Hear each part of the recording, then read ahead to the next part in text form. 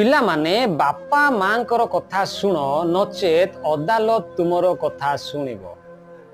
तुम पाई चारोटी मुख्य विषय मु रखिछि मन देई शुण। प्रथम, पितांकर उपदेश शुण ओ मातांकर आदेश परित्याग कर नाही।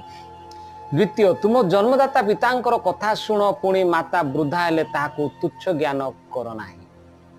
तृतीय, आपणा पितांकु समादर कर पुणी आपणा मातांकर आज्ञावह हुओ।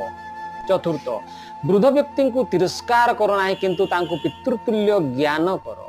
ठीक सेपरी वृद्धा स्त्री को तिरस्कार कर नाही तांकु माता तुल्य ज्ञान कर।